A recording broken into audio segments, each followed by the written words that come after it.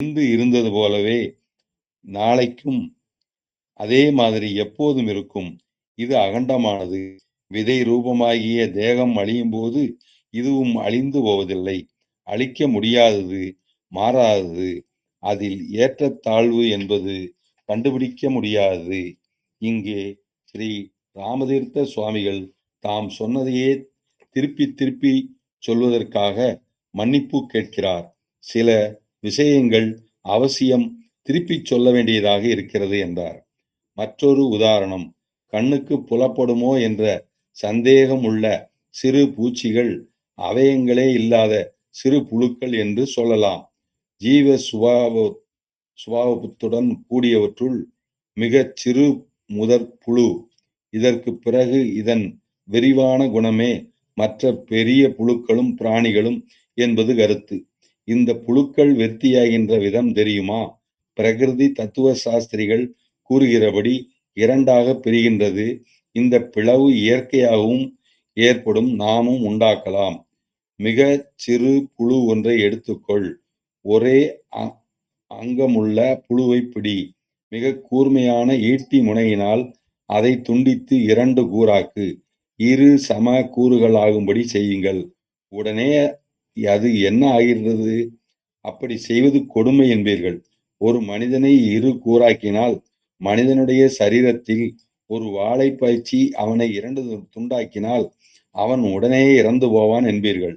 ஆதலால் அந்த புழுவையும் இரு கூறாக்கினால் அதுவும் இறந்து போய்விடுமே என்று கேட்கலாம். ஆனால் அந்த புழு அவ்வாறு ஆவதில்லை. அது துண்டிக்கப்பட்டால் செத்து விடுவதில்லை, இரண்டு புழுவாகி விடுகிறது. ஆகா, அதி ஆச்சரியம் அல்லவா? இந்த இரண்டையும் எடுத்துக்கொண்டு அவற்றை தனித்தனியே வெட்டிவிடு. இப்போது முதலில் இருந்த புழுவைப் போல அவ்வளவு சக்தியும் பலமும் உள்ள 4 புழுக்களை காணலாம். 4 ஆன பிறகு அவற்றில் ஒவ்வொன்றையும் வெட்டிவிடு. அந்த 4ம் இறப்பதில்லை, 8ஆக ஆகின்றன. இவ்வாறு நீங்கள் விரும்புகிற அளவு பெருக்கிக் கொண்டே போகலாம். நீங்கள் அபேட்சிக்கிற அளவு தொகையை விருத்தி செய்து கொள்ளலாம்.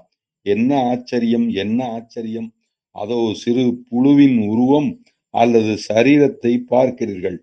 புழு என்றால் சாதாரணமாக எதை நினைக்க முடியுமோ அப்படிப்பட்ட லட்சணங்கள் அடங்கிய சரீரத்தையே நோக்குகிறோம்.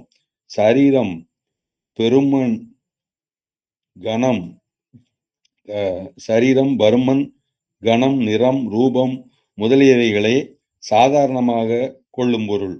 இது சாதாரணமாக புழு என்பதன் பொருள். உண்மையான புழு உள்ளே அடங்கி கிடக்கும் சக்தி, ஊக்கம் உள்ளே இருக்கும் ஜீவன், அதுவே உண்மையான பொருள். வெளித்தோற்றத்தை, சரீரத்தை அழித்து விடுங்கள். உண்மையான புழு உள்ளே இருக்கும் சக்தி ஜீவன். ஆத்மா எப்படி வேண்டுமானாலும் சொல்லிக் கொள்ளுங்கள், சாகிறதில்லை. அது அப்படியே இருக்கிறது.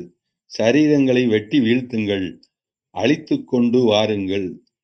சரீரத்தின் மரணம் உண்மையான ஜீவசக்தியை அழிப்பதில்லை, ரூபத்தை மாத்திரமே நாசம் செய்கிறது. உங்கள் சத் சொரூபமாகிய தெய்வத்தன்மை நித்தியமானது. புழுவின் முதல் சரீரம் லட்சக்கணக்காக தன்னையே விருத்தியாக்க சக்தியுடன் கூடியதாய் இருக்கிறது. கோடிக்கணக்காகவும் பெருக்க முடியும். இப்படி அகண்டமான சக்தி அடக்கி கிடக்கின்றது. ஆதி காரணமான புழுவினிடம் இப்படிப்பட்ட சக்தி அந்தர்கதமாயிருக்கிறது. நாம ரூபங்களுக்குள் அகண்ட சக்தி அணுவில் அண்டம், அணுவில் அண்டம். இப்படியானால் இங்கே ஒரு கேள்வி. சரீரங்கள் பலவாக பெருகும்போது, புழுவின் தேகம் அதிகரித்து கொண்டு பெருகிக்கொண்டே போகும்போது அந்த சக்தியும் பெருகுகின்றதா? உள்ளே இருக்கும் அகண்டமான அந்தர்கத சக்தியும் கூட பெருகுகிறதா அல்லது குறைகிறதா? இல்லை, அது பெருகுவதும் இல்லை, குறைவதும் இல்லை. வெளித்தோற்றமாகிய நாம ரூபங்களுக்கு உள்ளே அடங்கியிருக்கும் உண்மையான எல்லையற்ற சக்தி மகா சமுத்திரம் மாறுபடுகிறதில்லை, பெருகுகிறதில்லை, குறைவதும் இல்லை, ஒரே மாதிரியாகத்தான் இருக்கிறது.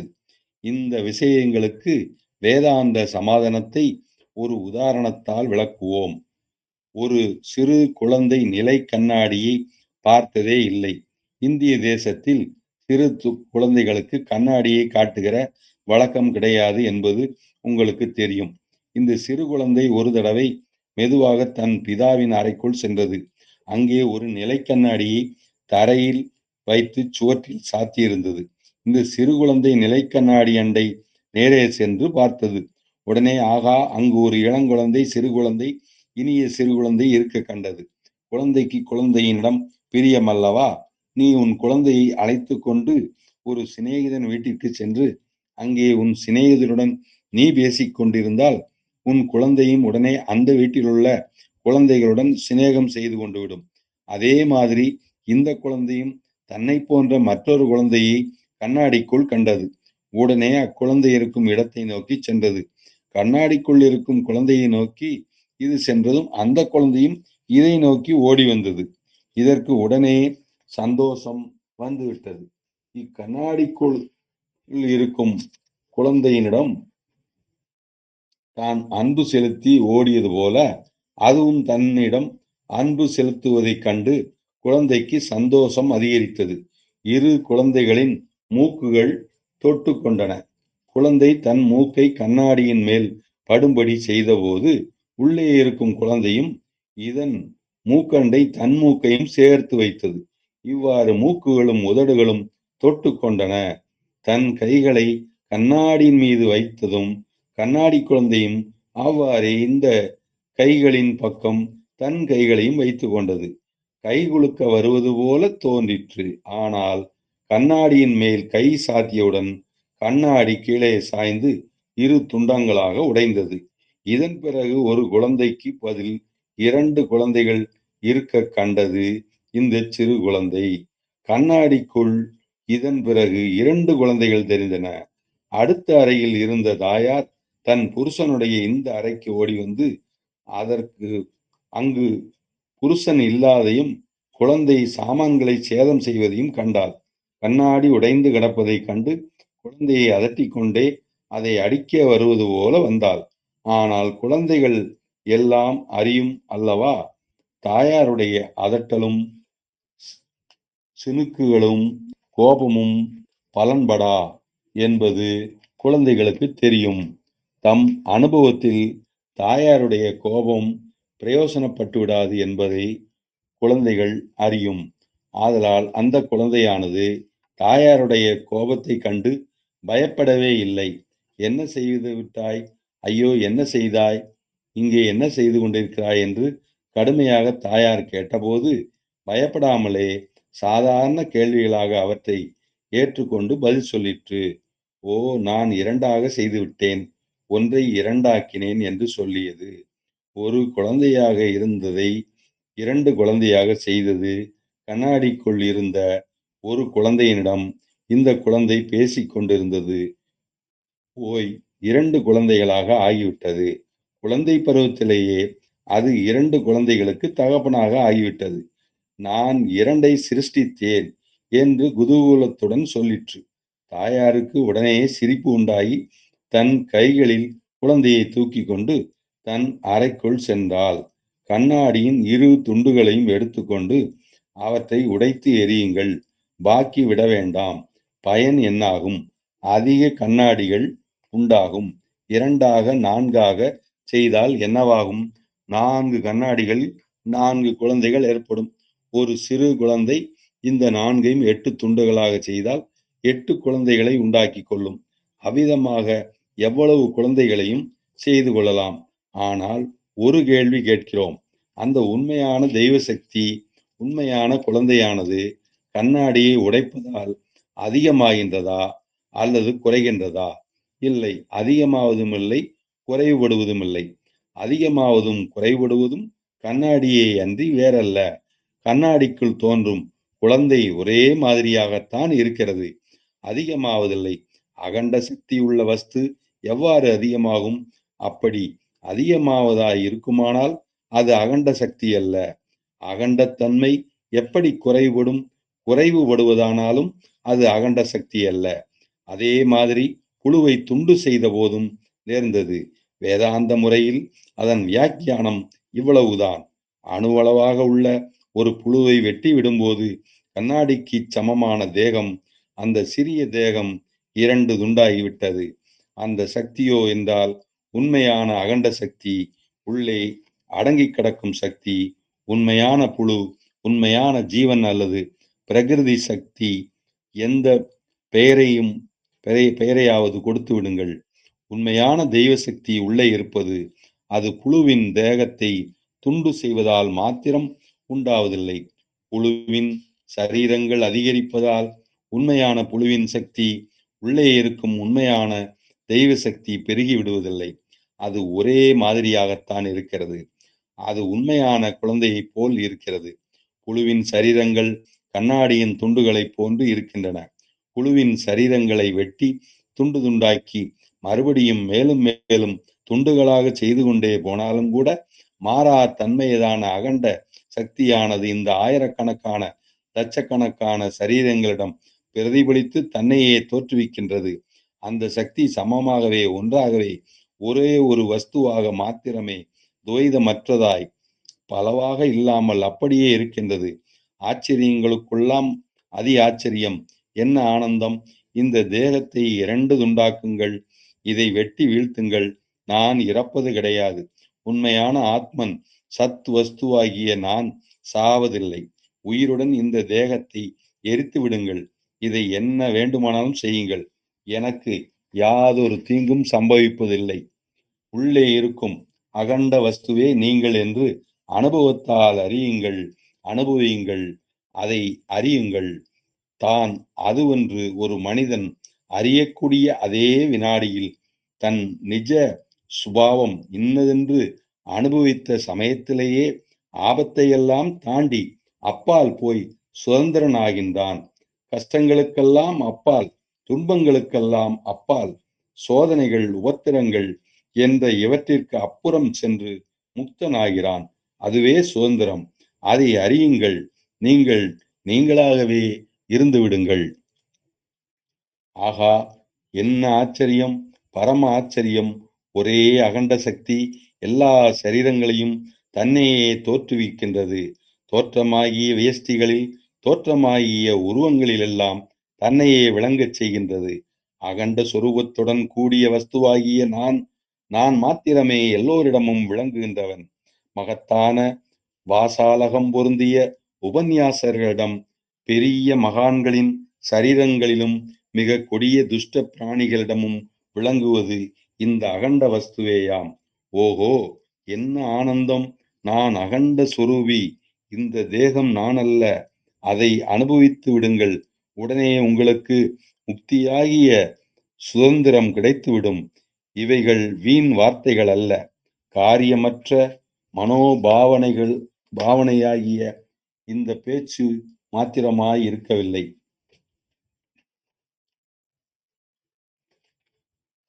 உண்மையினும் உண்மை இது. இந்த சத்வஸ்துவை, மிக மிக மேலான சத்வஸ்துவை அனுபவியுங்கள். உண்மையில் உங்கள் சொரூபமாயிருக்கப்பட்ட அந்த சக்தியை அனுபவியுங்கள். நீங்கள் அகண்ட வஸ்து. பயம், கஷ்டம் என்ற எல்லாவற்றிற்கும் மேலாக நீங்கள் உடனே கிளம்பி விடுவீர்கள். இவ்வுலகில் ஆயிரக்கணக்கான கண்ணாடிகள் இருக்கின்றன என்று வைத்துக் கொள்வோம். ஒரு கண்ணாடி கருப்பு, ஒன்று வெளுப்பு, மற்றொன்று சிவப்பு, மற்றொன்று மஞ்சள், பச்சை நிறமொன்று. ஒரு கண்ணாடி நடு உடல் தடிப்பு, மற்றொன்று நடுவே குழிவு, ஒன்று முப்பட்டை வடிவமானது, மற்றொன்று பூதக்கண்ணாடி போன்ற தடிப்புள்ளது. இவ்வாறு பலவித கண்ணாடிகள் இருக்கின்றன என்று வைத்துக் கொள்வோம். இவற்றிற்கு மத்தியில் ஒரு மனிதன் நின்று கொண்டு சுற்றிலும் பார்க்கிறான். ஒரு இடத்தில் சிவப்பு கண்ணாடியில் தன்னை சிவப்பாக பார்த்துக் கொள்கிறான். மற்றொரு இடத்தில் தன்னை மஞ்சளாகவும், மற்றொரு இடத்தில் கருப்பாகவும் பார்த்துக் கொள்கிறான். உள்குளிந்த கண்ணாடியில் இவன் உருவம் தாறுமாறாக இருக்கிறதை காண்கிறான். மிகவும் வேடிக்கையாகவே மாறுபாடு அடைந்திருக்கிறது. நடு உடல் தடிப்பாக இருக்கும் கண்ணாடியிலும் இதே மாதிரியாக உருவம் சிதைந்து விசித்திரமாக தோன்றுகிறது.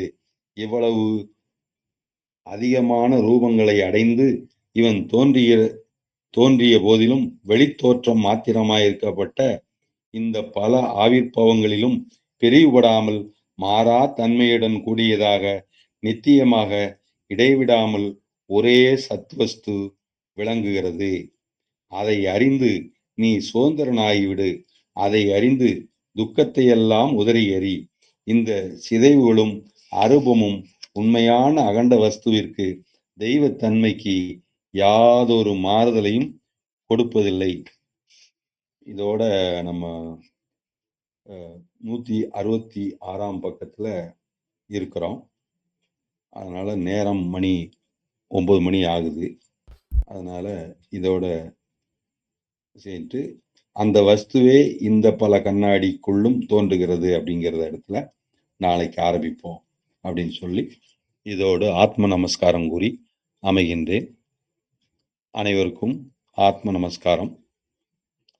ஸ்ரீ ராமதீர்த்தா சொல்லியிருந்தது எல்லாரும் கவனிச்சிருப்பீங்க.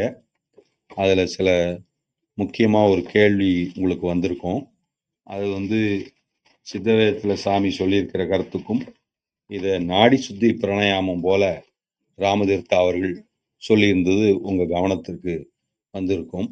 அது சம்பந்தமா நேற்று நிறைவு செய்யும் போது கடைசியில அந்த இது புத்தகத்தோடைய விளக்கம் சொல்லி முடிச்சதுக்கப்புறம் ரமேஷ் ஐயா சொன்னதுக்கப்புறம் சிறு விளக்கம் சொல்லியிருந்தேன். இருந்தாலும் எப்பொழுதுமே தன் சுவாசத்தின் மீது நினைவை வைத்து கொண்டு நாம் சித்த வித்தை பயிற்சியை செய்து வர வேண்டும் அப்படிங்கிறது தான் சிதாகாச கீதையிலையும் நித்யானந்த சாமி சொல்லியிருக்கிறாரு. அதனால அந்த சுவாசத்தின் மீது நினைவை வைக்காமல் இருந்தால் அது சரி வராது அப்படிங்கிறத நம்ம புரிஞ்சுக்கலாம். அதனால தன்னை அறியணும்னா அப்படி தன் நினைவை அந்த சுவாசத்தின் மீது எப்போதும் எப்படி இருக்குது அப்படிங்கிறது கவனத்தோடையே அந்த சுவாசம் ஓடிக்கொண்டிருந்தால் அது நல்ல முன்னேற்றத்தை தரும். அதனால் அந்த கவன சித்தி வேண்டி இருக்கிறது. அதற்போல் இந்த உடல்நிலை பாதிக்கின்றவர்கள் சில வகையான மூச்சு பயிற்சி செய்வார்கள். அதில் ஒரு விதமாக இந்த நாடி சுத்தி பிராணாயாமம் போல் இருப்பதை பயிற்சியாக சில இடத்திலே கற்றுக் கொடுக்கிறார்கள். அதாவது ஆபத்திற்கு பாவம் இல்லை, இது வைத்தியத்தில் உபயோகப்படுத்துவது போல. உதாரணத்திற்கு நல்லெண்ணெய் நாம் உபயோகப்படுத்த முடியாது, சித்த வித்தியாத்திய நடவடிக்கை கிரமத்தில் சொல்லப்பட்டுள்ளது. ஆனால் மருந்தாக உபயோகப்படுத்தும் போது உபயோகப்படுத்துகிறோம். வெற்றிலை நாம் உபயோகப்படுத்த மாட்டோம் என்று கூறியிருக்கிறோம். ஆனால் தாம்பூர ரசாயனம் என்று ஒன்று இருக்கிறது, அதை நாம் எடுத்துக்கொள்ள வேண்டியிருக்கிறது. அதே மாதிரி ஹோமியோபதி மருத்துவத்தில் லிக்கர் லேசாக அந்த மாவில் கலந்து அந்த மருந்து பொருளையும் அதில் கலந்து தருகிறார்கள். அதை நாம் தவிர்க்க முடியாமல் அந்த மாத்திரையை ஹோமியோ மருந்து எடுத்துக்கொள்ள வேண்டியவர்கள் எடுத்துக்கொள்கிறார்கள். இவ்விதம் சில விஷயங்களில் சில விதிவிலக்குகள் இருக்கத்தான் செய்கின்றன என்பதை ஒப்புக்கொள்ள வேண்டியதாக இருக்கிறது. அந்த வகையில் சரியாக கையாள தெரிந்தவர்கள் இந்த நாடி சுத்தி பிராணாயாமம் போல் இருக்கக்கூடியதை, கும்பகம் போல் இருப்பதை சரியாக புரிந்தவர்கள் தகுந்த நபர்களுடைய துணையுடன் ஆபத்து வராது என்று தெரிந்தால் தகுந்த புரிதல் இருப்பவர்கள் மாத்திரம் கையாளலாம், மற்றவர்கள் அதை கையாள வேண்டியதில்லை என்றுதான் எனது சொந்த அபிப்பிராயமாக தெரிவித்துக் கொள்கிறேன். மற்றபடி வேறு ஏதாவது கேள்வி இருந்தால் தனிப்பட்ட முறையிலோ பிறகு வாய்ப்பு கிடைக்கும் போது கேளுங்கள், சொல்கிறேன் என்று கூறி அமைகின்றேன். அனைவருக்கும் ஆத்ம நமஸ்காரம். ஓம்.